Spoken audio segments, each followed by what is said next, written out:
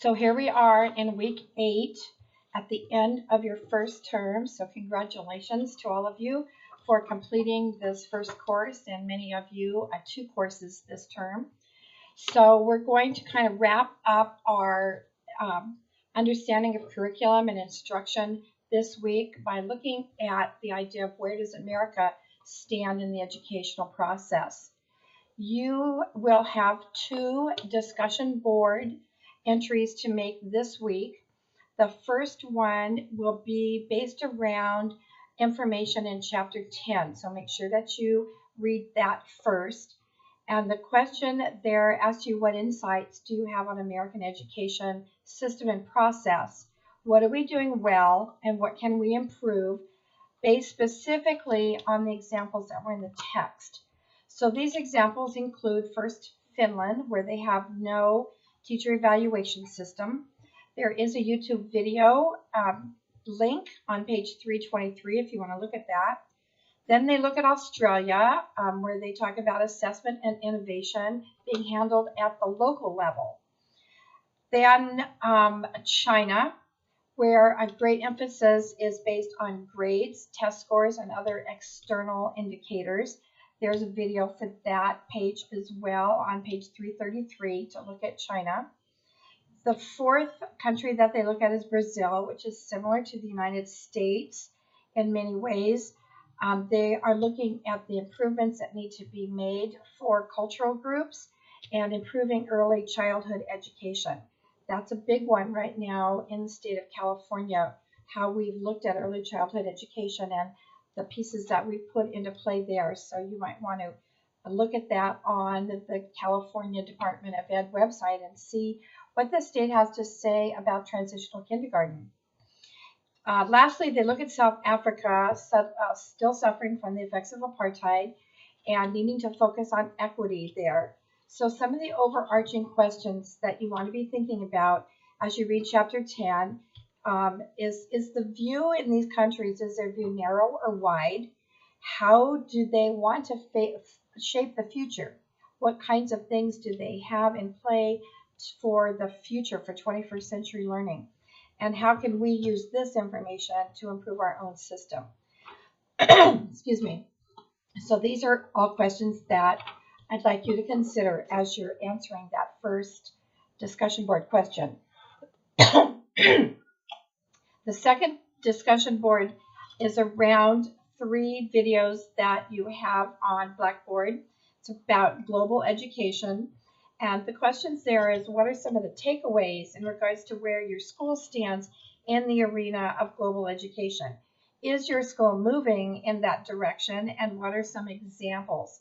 I know that some of your schools maybe do some exchange conferencing with other countries, other states with students. What kinds of global activities do your students engage in?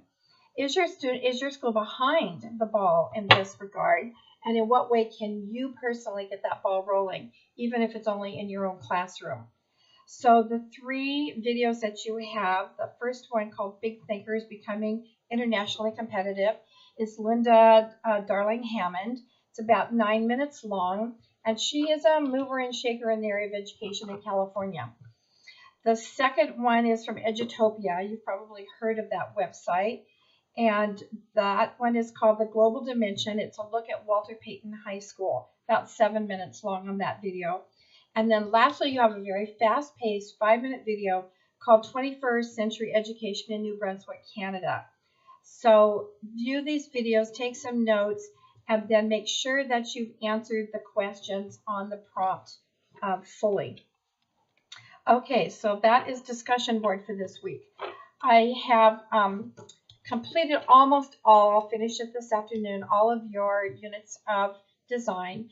They're very good. I've taken a few points off here and there for minor things, but overall the units that I've been reading are very good.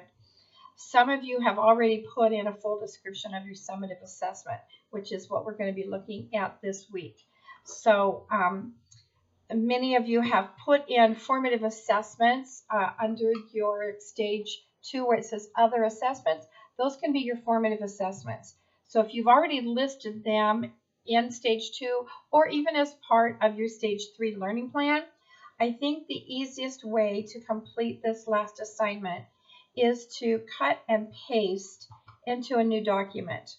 That will be your final formative and summative assessment piece.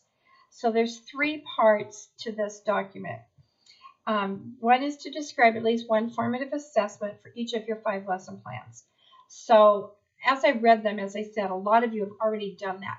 So I would simply put lesson 1 and then cut and paste what that formative assessment is.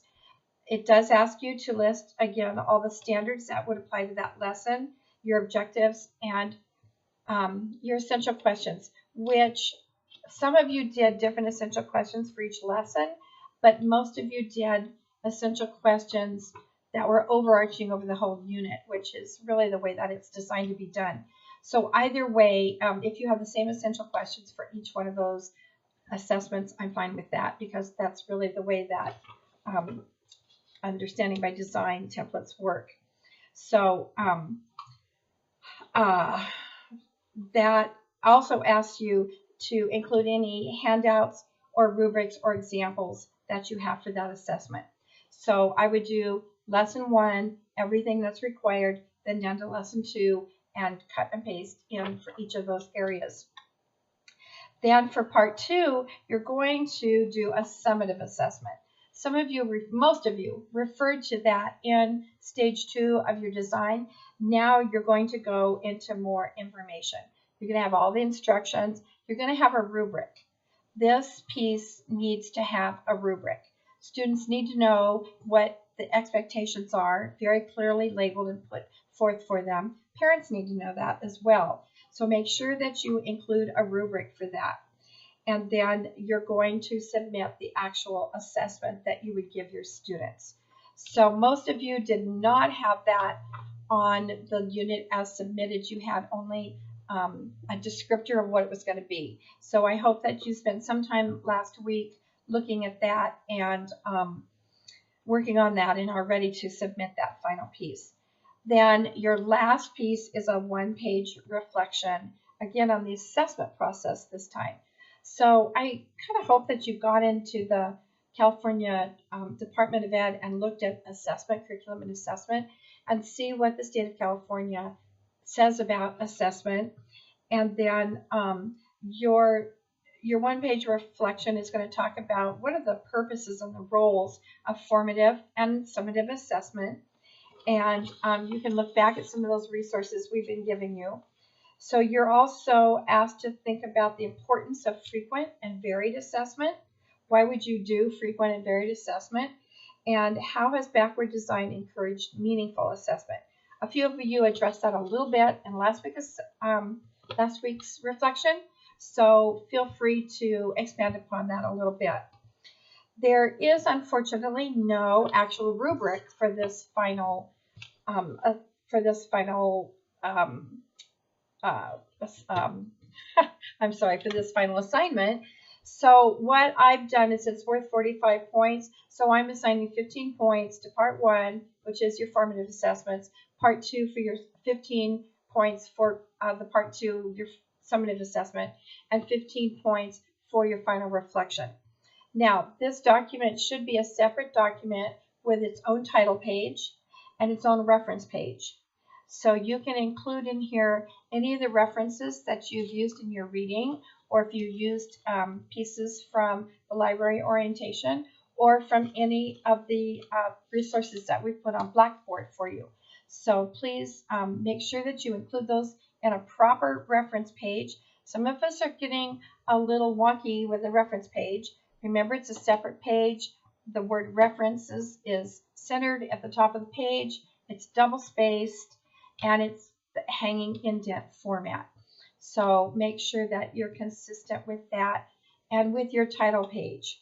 So I think that should cover everything that you need to be submitting this week. I'll be looking over your Blackboard entries to make sure that I can access all of those. I'm just, like I said, it was going to take me a while to get through the plans that the units that you uploaded, because I really wanted to look at them carefully and fully.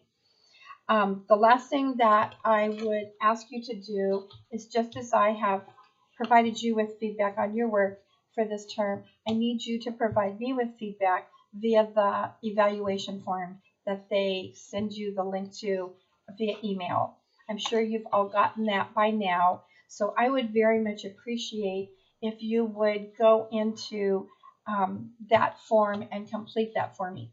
I never know who says what, but it does provide me with good feedback as to what my students valued and what they felt was lacking. So with that, I'm going to close this last video off to you and wish you all well in your next term. It's been a pleasure getting to know you via digital media, and I wish you the best in your next courses.